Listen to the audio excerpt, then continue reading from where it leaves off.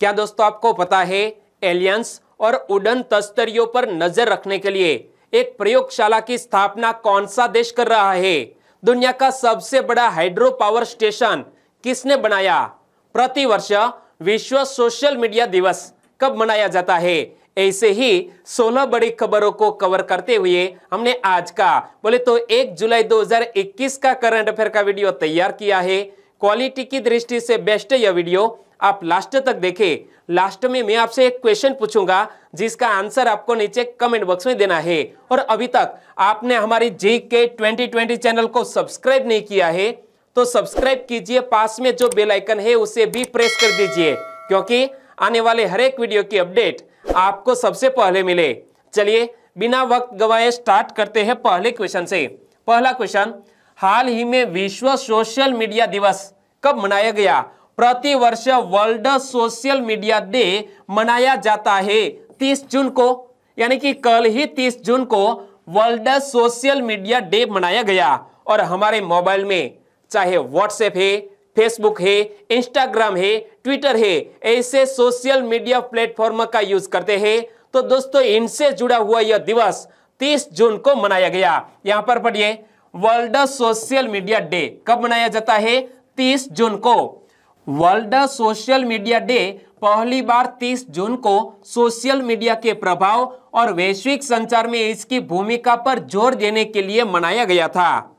और पहला social media platform का नाम क्या है? शायद आप पहली बार देखते होंगे कि पहला सोशल मीडिया प्लेटफॉर्म का नाम है 6 डिग्रीज। और यह 6 डिग्रीज कब लॉन्च किया गया था? 1997 में। और यह 6 डिग्रीज की स्थापना किसने की? एंड्रयू वेनरिच ने। किसने? एंड्रयू वेनरिच ने यह 6 डिग्रीज नामक एक सोशल मीडिया प्लेटफॉर्म की स्थापना की 1997 में। और वेबसाइट ने यूजर्स को अपने दोस्तों और परिवारों के सदस्यों को सूचीबद्ध करने, बुलेटिन बोर्ड और प्रोफाइल जैसे कई विशेषताएं दी थी। और साल 2001 में 6 डिग्रीज को बंद कर दिया गया। कब? 2001 में यह 6 डिग्रीज को बंद कर दिया गया। और विश्व सोशल मीडिया दिवस दुनिया भर में सोशल मीडिया प्लेटफॉर्म के महत्व को बताने के लिए मनाया जाता है। व्हाट्सएप देश में सबसे अधिक इस्तेमाल किया जाने वाला एप्लीकेशन है, सोशल मीडिया प्लेटफॉर्म है। कौन सा? व्हाट्सएप हमारे भारत देश में पहले स्थान पर है। इसके बाद यूट्यूब, फेसबुक, इंस्टाग्राम और ट्विटर है। तो यहां जब हम बात करते हैं हमारे भारत देश में यह सोशल प्लेटफॉर्म्स के यूज करने वाले संख्या यानी कि आबादी, तो एक रिपोर्ट के अनुसार भारत में सोशल मीडिया यूजर्स की संख्या कितनी है? व्हाट्सएप यूज करने वाले हमारे भारत देश में है 53 करोड़। पहले स्थान पर है भारत देश में। कौन? व्हाट्सएप। यूट्यूब के वपराशकर्ता यानी कि यूजर्स कितने हैं? 44.8 करोड़। और फेसबुक के यूजर्स है 41 करोड़, इंस्टाग्राम के 21 करोड़, तो ट्विटर के है 1.75 करोड़। कितने? 1.75 करोड़।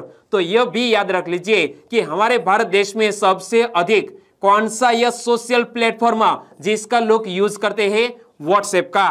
और दोस्तों इसी तरह हर क्वेश्चन से जुड़े इंपॉर्टेंट फैक्ट मैं आपके सामने रखता हूं। हमारा यह तरीका आपको अच्छा लगता है, लाइक करना मत भूलिएगा। दूसरा क्वेश्चन है आपके स्क्रीन पर, सामान्यतः प्रति वर्ष संसद के कितने सत्र या अधिवेशन होते हैं? प्रति वर्ष संसद के 3 सत्र या अधिवेशन होते हैं। यानी कि इस क्वेश्चन का सही आंसर है ऑप्शन सी, 3 सत्र या अधिवेशन होते हैं। और यह क्वेश्चन सत्र से जुड़ा हुआ क्वेश्चन करंट अफेयर में क्यों आया? संसदीय मामलों की मंत्रिमंडलीय समिति ने 19 जुलाई से 13 अगस्त तक संसद का मानसून सत्र आयोजित करने की सिफारिश की है।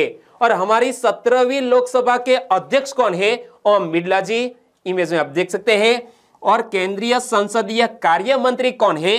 श्री प्रहलाद जोशी। तो दोस्तों आपके हाथ में नोट और पेन है और कुछ महत्वपूर्ण फैक्ट आप लिखते जा रहे हैं तो आपकी यह आदत आपको आगे तक ले जाएगी, यह हमारा वादा है। लेकिन यहां हम बात करते हैं संसद के सत्र या अधिवेशन की।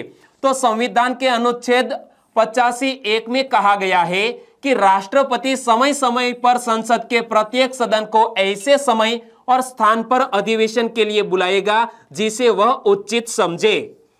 और संसद के सत्र की बात करें तो भारत में साधारणतः वर्ष में 3 बार संसद के सत्र आयोजित होते हैं। पहला है बजट सत्र जो फरवरी से मई में आयोजित किया जाता है। दूसरा सत्र है मानसून सत्र जिसकी हाल ही में घोषणा की गई है। जुलाई से सितंबर के दौरान यह मानसून सत्र आयोजित किया जाता है। और शीतकालीन सत्र कब आयोजित किया जाता है? नवंबर से दिसंबर के बीच में। और लैमडक सत्र की भी दोस्तों हमारे संविधान में बात की गई है। यह लैमडक सत्र क्या है? लैमडक सत्र का अर्थ नई लोकसभा के चुनाव के बाद पुरानी लोकसभा का अंतिम सत्र के लिए बैठना, इसे बोलते हैं लैमडक सत्र। तो याद रख लो, नई लोकसभा के चुनाव के बाद पुरानी लोकसभा का अंतिम सत्र के लिए बैठना, इसे बोलते हैं लैमडक सत्र। और इस बैठक में जो सदस्य नई लोकसभा के लिए नहीं चुने गए होते हैं उन्हें ही लैमडक कहा जाता है। और कभी कभी ऐसा भी हो सकता है कि सदन का पीठासीन अधिकारी सदन को स्थगित तो करे किंतु सदन के पुनः एकत्रित होने के संबंध में कोई घोषणा न करे, और इस प्रकार के स्थगन को अनिश्चित काल के लिए स्थगन या साइन डाइन स्थगन कहते हैं। तो दोस्तों यह भी शब्द महत्वपूर्ण है। साइन डाइन स्थगन किसे कहते हैं? तो हमारे दोस्तों लोकसभा के अध्यक्ष के द्वारा कोई भी सदन को स्थगित करने की बात की जाए लेकिन पुनः एकत्रित कब होना है यह बात नहीं की जाए तो इसे हम बोल सकते हैं साइन डाइन स्थगन। तीसरा क्वेश्चन, हाल ही में अंतरराष्ट्रीय संसदीय दिवस कब मनाया गया? प्रतिवर्ष अंतरराष्ट्रीय संसदीय दिवस मनाया जाता है 30 जून को, यानी कि कल ही अंतरराष्ट्रीय संसदीय दिवस मनाया गया। संसदीय दिवस बोले तो 30 जून को मनाया जाता है। इस दिवस की शुरुआत वर्ष 2018 में संयुक्त राष्ट्र महासभा प्रस्ताव के माध्यम से की गई थी। और इसके अलावा यह दिन अंतर संसदीय संघ यानी कि इंटर पार्लियामेंट्री यूनियन के गठन की तिथि को भी चिन्हित करता है, जो संसदों का वैश्विक संगठन और जिसे 1889 में स्थापित किया गया था। तो यह फैक्ट हमें याद रख लेना है कि यह दिन अंतर संसदीय संघ यानी कि इंटर पार्लियामेंट्री यूनियन के गठन की तिथि कब? 30 जून 1889 को, और इसीलिए यह दिवस मनाया जाता है 30 जून को। और अंतर संसदीय संघ की बात करें तो अंतर संसदीय संघ का हेडक्वार्टर कहां पर स्थित है? स्विट्जरलैंड की कैपिटल जिनेवा में। और पुर्तगाल के श्री दुआर्ते पचीको को 2020 से 23 की अवधि के लिए अंतर संसदीय संघ का नया अध्यक्ष चुना गया है। इमेज आप देख सकते हैं, नाम क्या है? श्री दुआर्ते पचीको, और वो 2020 से 2023 तक की अवधि के लिए वो अंतर संसदीय संघ के नए अध्यक्ष चुने गए हैं। तो यह फैक्ट भी याद रख लीजिए। और अंतर संसदीय संघ की स्थापना मैंने हाल ही में बताया 1889 में। और अंतर संसदीय संघ के महासचिव कौन है? मार्टिन चुंगोंग। क्या नाम है? मार्टिन चुंगोंग। ओके, चौथा क्वेश्चन, निम्न में से कौन सा टीका स्तनपान कराने वाली महिलाओं के लिए सुरक्षित है? हमारे नीति आयोग के सदस्य डॉक्टर वी.के. पॉल ने कहा है कि स्तनपान कराने वाली महिलाओं के लिए कोरोना वैक्सीन का कौन सा टीका सुरक्षित है? कोवैक्सीन भी सुरक्षित है, कोविशील्ड भी सुरक्षित है, मॉडर्ना भी सुरक्षित है। यानी कि हमारा आंसर बन जाता है उपरयुक्त सभी जो कोविड-19 के टीके हैं वो स्तनपान कराने वाली महिलाओं के लिए सुरक्षित है। यानी कि इस क्वेश्चन का सही आंसर है उपरयुक्त सभी। लेकिन यह क्वेश्चन करंट अफेयर में क्यों आया? Doctor VK. पॉल हमारे नीति आयोग के मेंबर है। Doctor VK. पॉल ने कहा है कि अब कोवैक्सीन, कोविशील्ड, स्पुतनिक वी और मॉडर्ना 4 टीके हमारे भारत देश में उपलब्ध है और सरकार जल्द ही फाइजर टीके के बारे में भी अनुबंध करेगी। यानी कि फाइजर टीका हमारे भारत देश में आ जाता है तो हमारे भारत देश में कोविड वैक्सीन से लड़ने के लिए 5 टीके अवेलेबल हो गए। कौन कौन से? तो कोवैक्सीन, कोविशील्ड और स्पुतनिक अवेलेबल है। मॉडर्ना को मंजूरी दी गई है और जल्द ही दोस्तों फाइजर का भी अनुबंध किया जाएगा। और ये 4 टीके स्तनपान कराने वाली महिलाओं के लिए बिल्कुल सुरक्षित है, निश्चिंत रहिए। और भारत के औषधि नियामक ने कोविड वैक्सीन मॉडर्ना के सीमित उपयोग की अनुमति दे दी है। और नीति आयोग के सदस्य डॉक्टर वी.के. पॉल ने कहा है कि नए टीके को अनुमति सीमित उपयोग के लिए हाल ही में दी गई है। और यहां जब हम कोविड वैक्सीन की बात करते हैं, यानी कि वैक्सीनेशन के मामले में कुछ ऐसे महत्वपूर्ण फैक्टर वो आपको याद रख लेने चाहिए। तो देखो, पुणे की सीरम इंस्टीट्यूट ऑफ इंडिया वो कंपनी है जो न केवल भारत बल्कि दुनिया की सबसे बड़ी वैक्सीन निर्माता कंपनी है। तो यहां से क्वेश्चन पूछ लिया जा सकता है, दुनिया की सबसे बड़ी वैक्सीन निर्माता कंपनी का नाम क्या है? पुणे में स्थित सीरम इंस्टीट्यूट ऑफ इंडिया। और साल 1966 में साइरस पूनावाला ने इस कंपनी की शुरुआत की थी। इस कंपनी की शुरुआत, सीरम इंस्टीट्यूट ऑफ इंडिया की शुरुआत किसने की थी? साइरस पूनावाला ने। और पारसी मूल के इस बिजनेसमैन को भारत का वैक्सीन किंग भी कहा जाता है। तो यहां से भी क्वेश्चन बन सकता है, भारत का वैक्सीन किंग किसे कहा जाता है? साइरस पूनावाला को। क्लियर? ओके। पांचवा क्वेश्चन, G20 समूह के विदेश मंत्रियों की बैठक का आयोजन किसने किया? पहले तो याद रखो, यह G20 समूह के विदेश मंत्रियों की बैठक थी। इसका आयोजन हाल ही में इटली ने किया, यानी कि इस क्वेश्चन का सही आंसर है ऑप्शन बी, इटली। और यह विदेश मंत्रियों की बैठक है, तो इटली के विदेश मंत्री का नाम क्या है? Luigi Di Maio. और G20 समूह के विदेश मंत्रियों की बैठक में भारत का प्रतिनिधित्व किसने किया? तो यह G20 समूह के विदेश मंत्रियों की बैठक थी। तो हमारे देश के विदेश मंत्री डॉक्टर एस जयशंकर ने भारत का प्रतिनिधित्व किया। और यहां जिक्र किया गया है G20 का। G20 समूह है क्या? G20 समूह विश्व बैंक एवं अंतरराष्ट्रीय मुद्रा कोष के प्रतिनिधि, यूरोपियन यूनियन एवं 19 देशों का एक अनौपचारिक समूह है। और G20 समूह के पास स्थायी सचिवालय या मुख्यालय नहीं होता है, तो यह बात भी याद रख लीजिए। छठा क्वेश्चन, निम्न में से किस राज्य के मुख्यमंत्री को मुख्यमंत्री कोविड राहत कोष में 353 करोड़ रुपए की राशि प्राप्त हुई? हाल ही में तमिलनाडु राज्य के मुख्यमंत्री को मुख्यमंत्री कोविड राहत कोष में 353 करोड़ रुपए की राशि प्राप्त हुई, यानी कि कोरोना महामारी से लड़ने के लिए ये लोगों ने योगदान दिया है। कितना? 353 करोड़ रुपए का तमिलनाडु के मुख्यमंत्री को यह धनराशि प्राप्त हुई। और इसका यूज कहां किया गया? तो देखो, तमिलनाडु के मुख्यमंत्री M.K. स्टालिन ने राज्य में कोविड की तीसरी लहर से निपटने की तैयारियों और चिकित्सा ऑक्सीजन की खरीद के लिए 353 करोड़, दोस्तों यहां करोड़ करेक्शन कर लीजिएगा, 353 करोड़ रुपए आवंटित किए हैं। और मुख्यमंत्री कोविड राहत कोष में 353 करोड़ रुपए की राशि प्राप्त हुई। इनमें से 41 करोड़ रुपए कोविड की दूसरी लहर के दौरान ऑक्सीजन सिलेंडर, कॉन्सेंट्रेटर तथा जीवन रक्षक दवाओं की खरीद के लिए आवंटित किए गए थे। और 50 करोड़ रुपए से RT-PCR किट तथा रेमडेसिविर इंजेक्शन की खरीद की गई। यानी कि कोविड से निपटने के लिए यह तमिलनाडु वासियों ने दोस्तों कितना? 353 करोड़ रुपए का योगदान इस कोष में दिया है, मुख्यमंत्री कोविड राहत कोष में। सातवां क्वेश्चन, विनेश फोगट का जन्म हरियाणा के किस जिले में हुआ है? हमारे भारत देश की तरफ से एक जाने मानी wrestler Vinesh Phogat Tokyo Olympic में भारत देश का प्रतिनिधित्व करने वाली है। विनेश फोगट जी का जन्म हरियाणा के भिवानी जिले में हुआ है, यानी कि इस क्वेश्चन का सही आंसर है भिवानी की है विनेश फोगट जी। हरियाणा के भिवानी जिले की रहने वाली विनेश फोगट जी ने 2014 से राष्ट्रमंडल खेलों की 48 किलोग्राम श्रेणी में स्वर्ण पदक जीता। 2018 में गोल्ड कोस्ट कॉमनवेल्थ गेम्स में विनेश फोगट जी ने स्वर्ण पदक हासिल किया और जकार्ता एशियाई खेलों में स्वर्ण पदक जीतने वाली पहली भारतीय महिला पहलवान बने। यानी कि जो भी इवेंट में हिस्सा लिया सभी गोल्ड मेडल जीत लिए। विनेश फोगट जी को कांग्रेचुलेशन। और 2019 में एशियाई कुश्ती चैंपियनशिप के 53 किग्रा भार वर्ग में कांस्य पदक जीतकर उन्होंने टोक्यो का टिकट कटाया है। तो यह याद रख लीजिए, कौन सी कैटेगरी में टोक्यो ओलंपिक में भारत का प्रतिनिधित्व करेगी विनेश फोगट? 53 किग्रा भार वर्ग में। और मुख्य प्रशिक्षक कौन है? विनेश फोगट के मुख्य प्रशिक्षक इमेज में आप देख सकते हैं, नाम है कुलदीप सिंह मलिक। कौन? कुलदीप सिंह मलिक विनेश को एक मजबूत फाइटर भी मानते हैं। आठवां क्वेश्चन, हाल ही में संयुक्त नौसैनिक अभ्यास सी ब्रिज किसने आयोजित किया?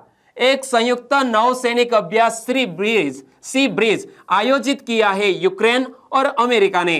यानी कि इस क्वेश्चन का सही आंसर है ऑप्शन बी, यूक्रेन और अमेरिका ने एक संयुक्त नौसैनिक अभ्यास आयोजित किया जिसका नाम है सी ब्रिज। और यूक्रेन तथा संयुक्त राज्य अमेरिका ने संयुक्त नौसैनिक अभ्यास सी ब्रिज की शुरुआत कहां की? तो यह नौसेना अभ्यास आयोजित किया गया है काला सागर में, ब्लैक सी में। और अभ्यास सी ब्रिज का आयोजन कब से किया जा रहा है?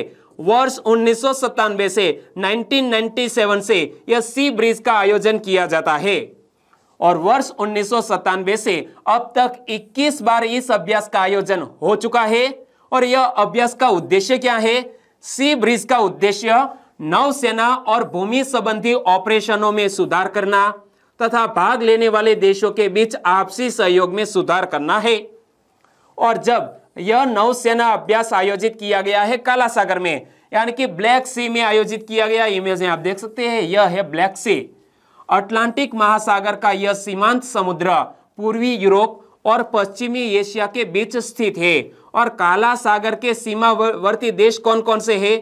रूस, यूक्रेन, जॉर्जिया, तुर्की, बुल्गारिया और रोमानिया शामिल है काला सागर के सीमावर्ती देशों की लिस्ट में। नवा क्वेश्चन, चार्टर्ड अकाउंटेंट्स दिवस कब मनाया जाता है? भारत देश में प्रति वर्ष चार्टर्ड अकाउंटेंट्स डे मनाया जाता है 1 जुलाई को, यानी कि आज ही 1 जुलाई है और आज ही यह महत्वपूर्ण दिवस मनाया जा रहा है। यहां पर पढ़िए, नेशनल चार्टर्ड अकाउंटेंट्स डे कब मनाया जाता है? 1 जुलाई को मनाया जाता है। भारत में प्रति वर्ष 1 जुलाई को नेशनल चार्टर्ड अकाउंटेंट्स दिवस मनाने का उद्देश्य क्या है? एक पारदर्शी अर्थव्यवस्था सुनिश्चित करने में चार्टर्ड अकाउंटेंट्स की भूमिका को रेखांकित करने के लिए यह दिवस मनाया जाता है। और नेशनल चार्टर्ड अकाउंटेंट्स दिवस का आयोजन किसकी स्थापना के उपलक्ष्य में मनाया जाता है? Institute of chartered accountants of India. क्या? Institute of chartered accountants of India, जिसे शॉर्ट में कहे ICAI की स्थापना के उपलक्ष्य में यह प्रति वर्ष 1 जुलाई को दिवस मनाया जाता है। और ICAI की स्थापना कब की गई थी? 1 जुलाई 1949 को संसद में पारित एक अधिनियम के माध्यम से दोस्तों ICAI की स्थापना की गई थी। तो एक बार फिर से फुल फॉर्म पढ़ लीजिए। ICAI पूर्ण स्वरूप क्या है? Institute of chartered accountants of India. Clear? Okay. 10वां क्वेश्चन, 27 जून से 10 जुलाई तक कौन सा पखवाड़ा मनाया जा रहा है? हाल ही में यह 27 जून से शुरू हुआ है, 10 जुलाई तक मनाया जाएगा। कौन सा पखवाड़ा? दंपति संपर्क पखवाड़ा। यानी कि इस क्वेश्चन का सही आंसर है ऑप्शन बी। और प्रति वर्ष वर्ल्ड पॉपुलेशन डे कब मनाया जाता है? 11 जुलाई को मनाया जाता है। और इसीलिए हमने यह 2 चरणों में एक महत्वपूर्ण कैंपेन भी आयोजित किया है। पिछले वर्ष वर्ल्ड पॉपुलेशन डे के बेहतर रिस्पांस को देखते हुए इस वर्ष 2 चरणों में वर्ल्ड पॉपुलेशन डे कैंपेन आयोजित करने का निर्णय लिया गया है। और 2 चरणों में प्रथम चरण की बात करें, प्रथम चरण में 27 जून से 10 जुलाई तक दंपति संपर्क पखवाड़ा मनाया जा रहा है, जो हाल ही में जारी है। और इसके तहत फैमिली प्लानिंग के महत्व के प्रति लोगों को जागरूक करने के पर फोकस होगा, यानी कि लोगों में अवेयरनेस फैलाई जाएगी। और इसी तरह 11 जुलाई से 24 जुलाई तक जनसंख्या स्थिरता पखवाड़ा मनाया जाएगा। तो यह बात भी याद रख लो कि 11 जुलाई को हम वर्ल्ड पॉपुलेशन डे मना रहे हैं, तो 11 जुलाई से 24 जुलाई तक जनसंख्या स्थिरता पखवाड़ा मनाया जाएगा। और यह पखवाड़ा सर्विस प्रोविजन पर आधारित होगा। और प्रति वर्ष विश्व जनसंख्या दिवस कब मनाया जाता है? दोस्तों जीके से रिलेटेड यह क्वेश्चन भी आपको याद रख लेना है। प्रति वर्ष विश्व जनसंख्या दिवस कब मनाया जाता है? 11 जुलाई को। 11वां क्वेश्चन, भारत का पहला रेबीज मुक्त राज्य कौन बना? भारत देश का पहला रेबीज मुक्त राज्य बन गया है गोवा। यानी कि इस क्वेश्चन का सही आंसर है ऑप्शन सी, गोवा राज्य। यहां पर पढ़िए, Goa is the first rabies free state of India.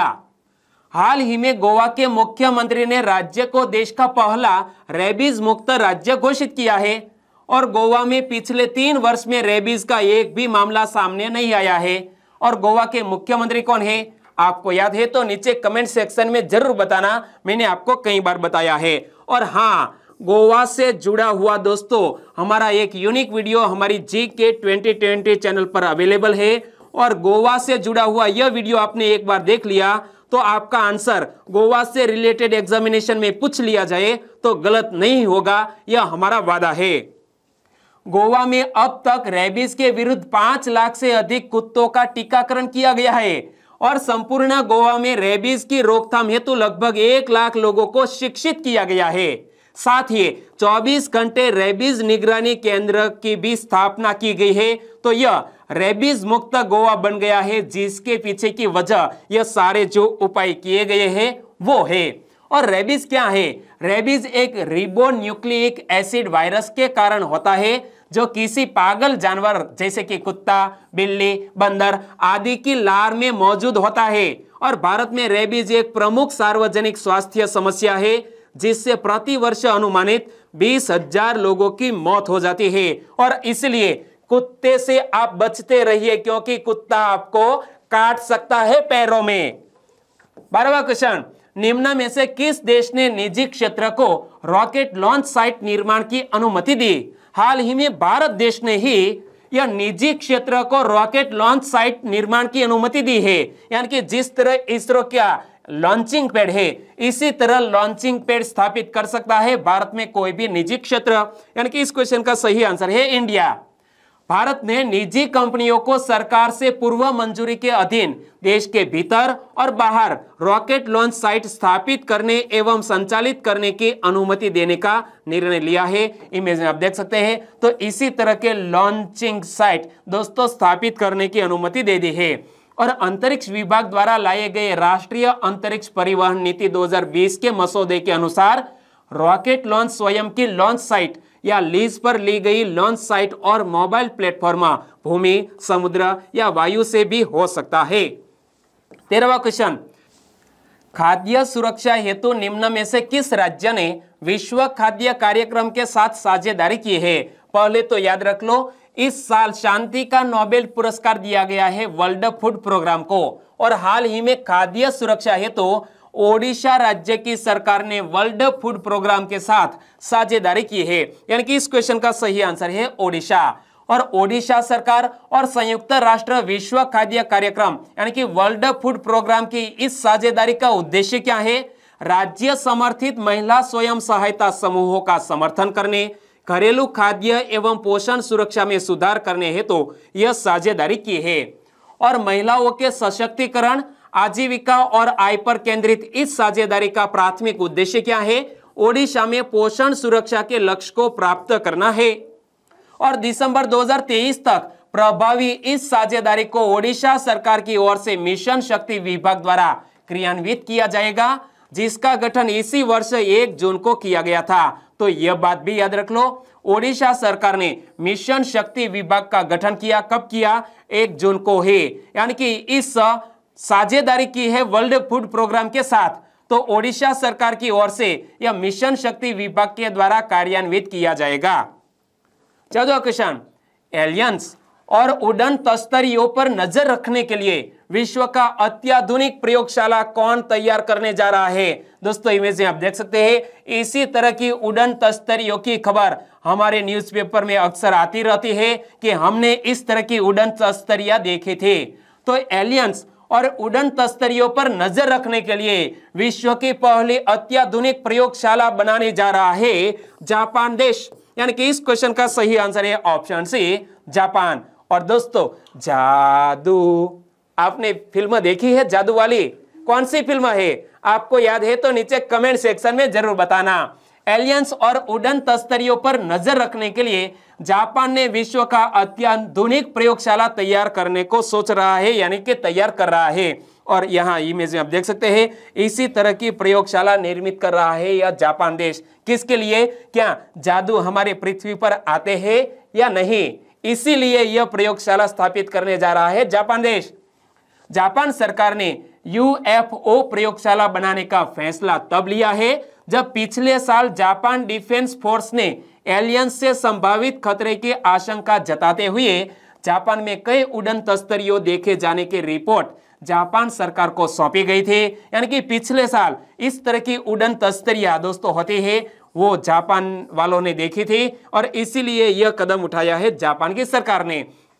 और जापान सरकार ने फुकुशिमा परमाणु आपदा स्थल के पास अलौकिक शक्तियों पर नजर रखने के लिए अत्याधुनिक प्रयोगशाला का निर्माण कर रहा है। कहां पर? फुकुशिमा परमाणु आपदा स्थल के पास। इसी तरह का दोस्तों यह एलियंस और उड़न तस्तरियों पर नजर रखने के लिए एक प्रयोगशाला का गठन कर रहा है। 15वां क्वेश्चन, सबसे कम उम्र में हिंदी उपन्यास लिखने का पहला विश्व रिकॉर्ड किसने बनाया है? सबसे कम उम्र में हिंदी उपन्यास लिखने का पहला विश्व रिकॉर्ड बनाया है नमन जोशी ने। यानी कि इस क्वेश्चन का सही आंसर है नमन जोशी। इमेज आप देख सकते हैं, नमन जोशी सिर्फ दोस्तों 15 साल के, उनका उपनाम है ब्लास्टर, और वो सिर्फ 15 साल के थे तब उन्होंने एक उपन्यास लिखा था। देखो, इंटरनेशनल बुक ऑफ रिकॉर्ड की ओर से नमन जोशी को youngest author of Hindi novel, क्या हिंदी उपन्यास का सबसे युवा लेखक खिताब से नवाजा गया है। किसको? नाम मत भूलिएगा, नमन जोशी को। और उन्हें प्रमाण पत्र और मेडल भी मिला है। और वर्तमान में नमन जोशी की उम्र करीब 20 साल है। यह सम्मान उन्हें 2016 में 14 वर्ष 8 माह की उम्र में हिंदी उपन्यास मेड एलियन लिखने के लिए मिला है। क्या? मेड एलियन नामक एक उपन्यास लिखने पर यह नमन जोशी को यह खिताब मिला। और संस्था ने नमन जोशी के नाम पर सबसे युवा हिंदी उपन्यासकार का शीर्षक पंजीकृत भी कर दिया है। नमन जोशी ने जवाहर नवोदय विद्यालय चंपावत में पढ़ाई के दौरान 2016 में मेड एलियन उपन्यास लिखकर सनसनी मचा दी थी। और नमन ने मेड एलियन के अलावा खौफ जब गली बदल ले, क्या? खौफ जब गली बदल ले और जिंदगी तन्हासी चाहिए हिंदी उपन्यास का भी लेखन किया है। 16वां और लास्ट क्वेश्चन, विश्व का सबसे बड़ा हाइड्रो पावर स्टेशन किसने बनाया? विश्व का सबसे बड़ा हाइड्रो पावर स्टेशन बनाया है पड़ोसी मुल्क चीन ने। यानी कि इस क्वेश्चन का सही आंसर है ऑप्शन सी, चीन देश ने दुनिया का सबसे बड़ा हाइड्रो पावर स्टेशन बनाया है। इमेज में आप देख सकते हैं, चीन ने आधिकारिक तौर पर इस जल विद्युत संयंत्र को शुरू करने का ऐलान करते हुए इसका पूरा श्रेय कम्युनिस्ट पार्टी को दिया है। और कम्युनिस्ट पार्टी की स्थापना के हाल ही में 100 साल पूर्ण हुए हैं। कम्युनिस्ट पार्टी की 100वीं वर्षगांठ के मौके पर जब चीन की जनता इसे सेलिब्रेट कर रही थी, उस वक्त देश को विश्व के सबसे बड़े हाइड्रो पावर संयंत्र का तोहफा चीन देश ने चीन के लोगों को दिया। यानी कि चीन सरकार ने चीन के लोगों को दिया। और अब बात करते हैं लास्ट वीडियो के क्वेश्चन के। लास्ट वीडियो में मैंने आपसे क्वेश्चन पूछा था, सभी प्रारूपों में पदार्पण करने वाली सबसे कम उम्र की भारतीय क्रिकेटर कौन बनी?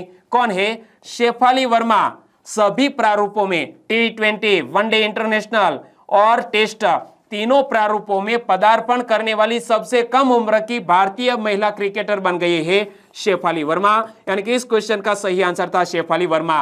और शेफाली वर्मा ने दोस्तों टेस्ट में पदार्पण किया तो पहली और दूसरी इनिंग में अर्धशतक भी जड़ा, दोनों इनिंग्स में अर्धशतक जड़ा है। ओके, तो लगभग सभी दोस्तों ने बिल्कुल सही जिक्र किया है शेफाली वर्मा का।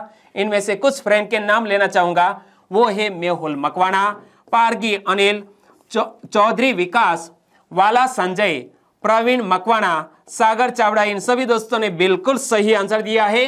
नीलेश पाटनवाड़िया, अर्पिता सोलंकी, अनिल भाभोर, सुमित्रा परमार और रविंद्र भानवर, सभी दोस्तों को दिल से धन्यवाद। हमारे और भी सब्सक्राइबर फ्रेंड है जिसको हमने ऑफलाइन तरीके से रिप्ले कर दिया है। ओके, और आज के वीडियो का क्वेश्चन ए रहा स्क्रीन पर, निम्न में से किस कृषि संस्थान के वैज्ञानिकों ने अमरूद की एक अनोखी किस्म काला अमरूद विकसित की है? कल विथ इमेज मैंने आपको बताया था काला अमरूद, तो यह काला अमरूद किसने विकसित किया है? 4 ऑप्शन आपकी स्क्रीन पर है, आपने सही ऑप्शन चुन लिया है। तो चलिए आंसर लिखिए नीचे कमेंट बॉक्स में। और वीडियो वाकई में आपको अच्छा लगा है, हेल्पफुल लगा है, तो आपके दोस्तों को फेसबुक, व्हाट्सएप या टेलीग्राम के जरिए इस वीडियो के लिंक शेयर करना मत भूलिएगा। और प्रतिवर्ष वर्ल्ड सोशल मीडिया डे कब मनाया जाता है आपको आ गया याद? पहले ही क्वेश्चन में मैंने आपको बताया था। Very nice. चलिए कल मिलेंगे एक नए करंट अफेयर के साथ, तब तक के लिए टेक केयर एंड जय हिंद।